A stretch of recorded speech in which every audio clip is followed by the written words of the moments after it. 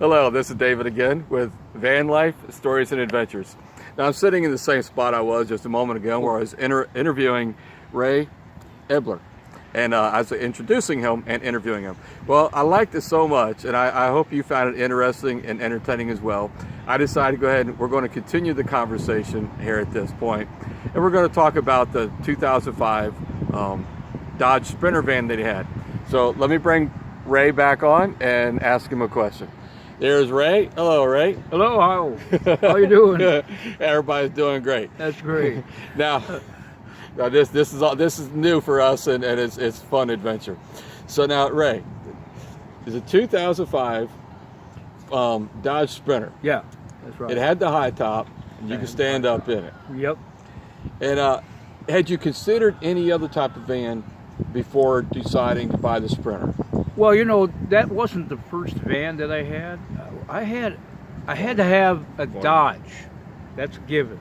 And I had me a conversion van, and it was a Dodge, and I was working as a salesman, and it had velour backing, and it was a real beautiful van. But so you're actually saying you owned a van that was a Dodge van before you bought this Sprinter van? Oh yeah. Yeah. Okay, so it was just a regular size Dodge van? Yeah, just a regular size. Wait, did it have the high top? Or No, it had one of those where it looked like you had sleeping berths up there, but it wasn't. It just looked like it had one. So is the high top like my van that's sitting behind you? Yeah, basically like one of yours. those? Yeah, it was so blue. So it was a high top conversion? Yeah, it was okay. blue and gray, and it had captain chairs. It was a great van, don't okay. get me wrong. But it wasn't what I thought would be where anyone could live out of it. I crashed every now and then to Crashed sleep. as in you sleep. You didn't crash the car. No, you just went to sleep. I would sleep during my break after, you know, such a long time working in sales. You know, I was a salesperson. And I said, there's got to be a better van out there. And so, you know, I'm looking around. I'm looking to see what's out there. And I'm on the internet. And with the internet now, you can pretty much talk to someone and do a chat with the person but I didn't do a chat. I just saw the van, the picture of the van. I liked what the mileage was, and I said, let me find out where this dealership is. And that's a Sprinter van you're talking about. And that's the Sprinter van. Okay, well, let's go back to the van you had at the time. It was basically, it's similar to mine. Yeah, right? The same It year. was a high top conversion, Probably about the same but it was year. a Dodge. Yeah, mine's a 1996 GMC. Oh, mine was a 1998. A 1998. Yeah. So yours is actually 2 years newer than mine. Yeah. But it was a high top conversion van. High top conversion van. It had the captain chairs in it, and it had the couch in the back that laid down into a bed. Yeah. Now, when you owned it and you were sleeping in it, did you take any of that out and build it out, or did you just sleep on it on the couch back there? I just slept on the couch because the material was velour. It was really nice, you know, upholstery. But what I wanted it to do was to create a dual battery system and live out of it, and then connect 12-volt battery, 12-volt appliances, so I could actually live and eat and sleep and breathe and have a great time in my van. You know, I heard the song Chevy Van. I don't know who wrote it. Yeah, I know But me and my Chevy van. Me and my, something like that. And then there's something about the van down by the river. I think that's a Saturday Night Live one, isn't it? I'm 35 years old. I'm a life coach or inspirational speaker, something, and I live in a van down by the river. What was it? Matt Foley. Saturday Night Live. Saturday Night Live. So when I put this all together, I said, you know, that van would make a great home. Yeah. It just dawned on me, I've been doing this and I hadn't really realized what I was doing.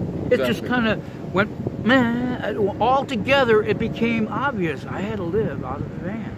But there was something about that particular van. It wasn't big enough. You wanted to stand up? It wasn't big enough. I wanted to stand up. I wanted to walk around. I wanted to cook my meals. And it didn't have the outlets where you could, because my Sprinter van had outlets. I just didn't activate them. You can activate those things. But I wanted to go solar, and I purchased solar panels from Harbor Freight. I was all ready to do this big time. Yeah. In the Sprinter van, I couldn't do it with that conversion van. You couldn't do it too small. Okay, so it was too small. I'm gonna bring myself on here for a second. Sure. Okay, Ray, we're both on here. So now, whereas I personally find that van back there, the high top conversion van, Right. perfect. I can't stand up fully, but I can hunch over it and do what I got to do, That's right? why you look like the Hunchback of Notre Dame. No, I'm not hunchbacked. But see, now this is an interesting point for van lifers.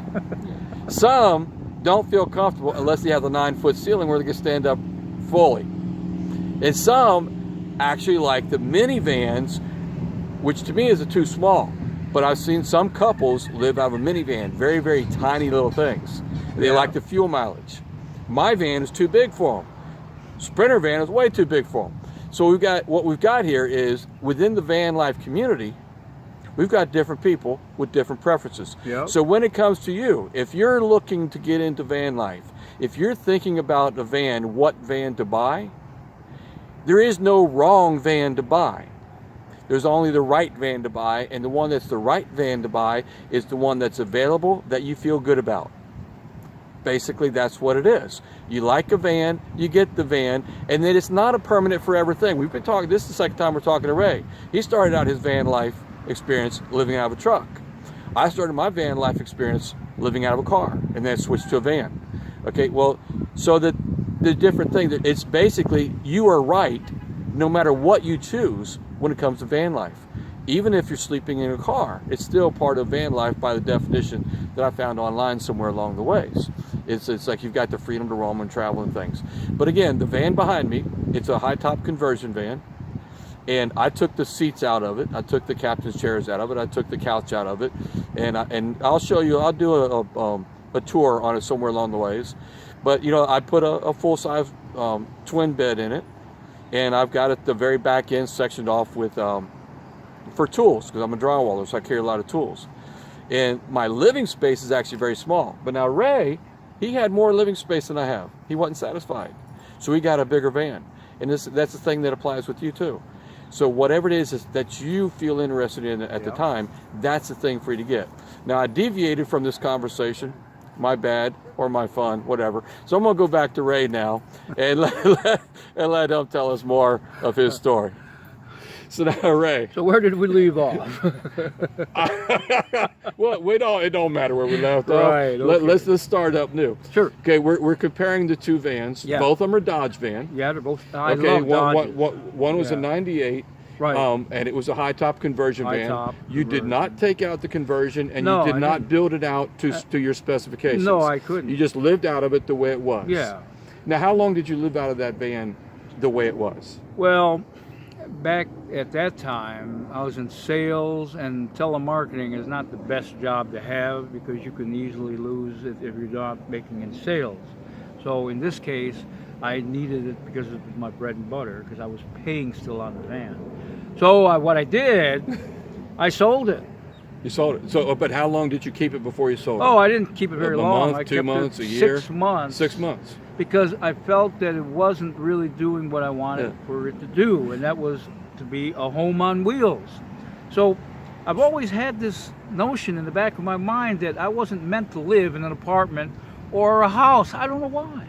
Because you're a gypsy. I'm a You're gypsy, at heart. maybe. Maybe you're If reincarnated. you cut me, I might have gypsy blood flowing. You probably know? do. We do And then- Ancestry.com and do the DNA And you know what is thing. so funny is that rather than I haven't yet gotten the Sprinter van.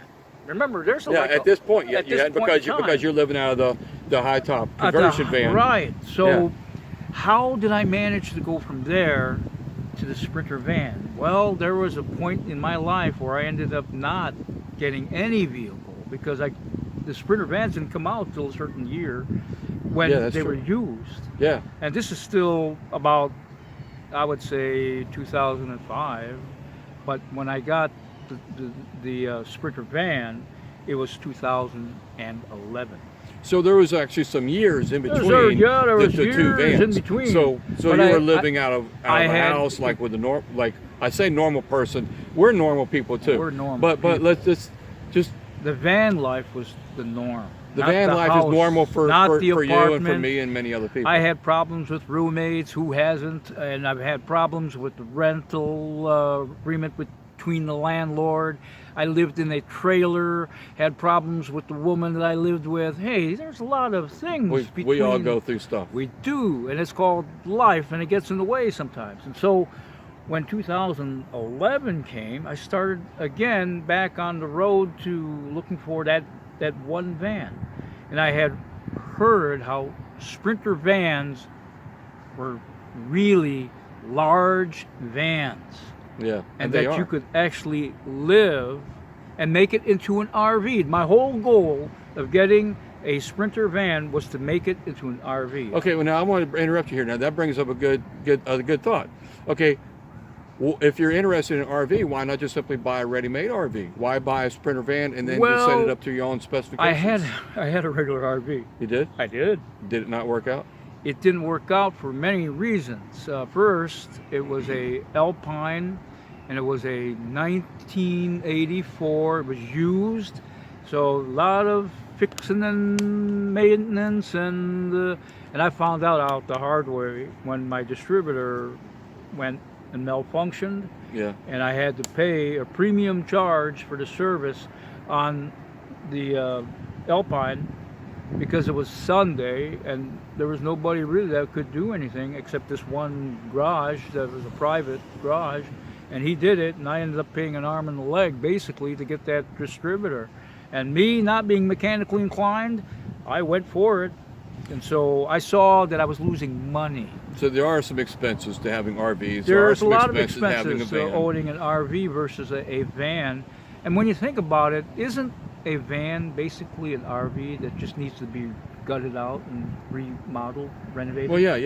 When you think about a van and an RV are they're basically the same. It's just the chassis is still the same. It's the layout, the foundation, where you have, of course, depending if it's a Class B versus a Class C, you know, each design is different. in the van you get to build out the way you want it. And the van, yeah. And so when I got my Sprinter van, well, did I show you that I had a magazine called Van Magazine? I got it right here with me. Yeah, you can tell me about it if you carry want it around all the time because I want to get another van. That's how much I love van life. But So right now you don't have a van. I don't have the van. Do you want to tell a story about what happened to the van on this video, or you want to make a special Well, video this on... is a story that has some how do you describe it? drama? It has a some lot of loss, drama. some adventure. It has drama and how it was sold. It had drama on how and why it was sold, and it has drama why I don't have it. Okay, well, we're like 13 minutes into this video. Right. So it's probably going to take 13 minutes or 20 minutes to A tell lot of that drama. story. So hold on a second. I think what we're going to do here, I'm going to end off this video and leave you in suspense for a moment. Ray is about to tell his story of what happened to the van that he loves so much and why he doesn't have it now. It's a heartbreaker, but it's also entertaining, it's also amusing, and it's a life lesson. And so there's a lot of life lessons in this story he's about to tell on the next video. So stay tuned. Once again, this is David with Van Life, Stories and Adventures, and this is Ray Ebbeler about to tell his story on the next video. Say bye, everybody, Ray. Bye, everyone. Make See it a you great soon. day. Definitely make it a great day, like Ray says.